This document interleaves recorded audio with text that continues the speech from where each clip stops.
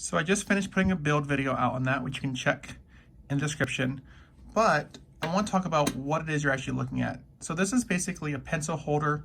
Now you could put pens, crayons, whatever you want.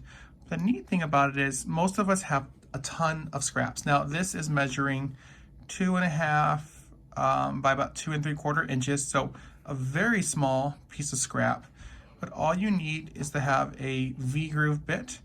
You can also use like a track saw or a table saw. I think the V-groove is gonna be a little bit easier, the bit for the router.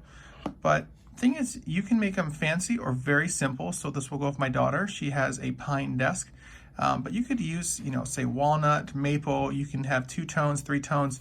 There's so many different things you can do with it.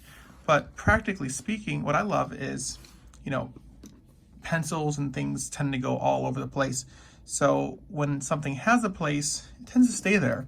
And then for someone who likes to keep organized, this is a really great gift. Someone in the comments recently was saying they're making it for their wife. And if you need to make multiple of these, this is great because as long as you have something that is, I don't know, say a foot long, you can get about 5 or 6 of these out of it, depending on, what you want the width to be, but it doesn't have to be a complicated project.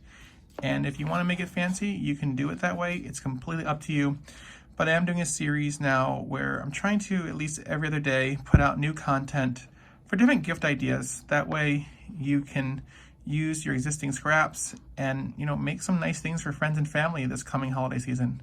So if this was helpful, subscribe. That way you can see the content that's coming out. And if you need questions, feel free to post in the comments. I'll talk to you guys soon.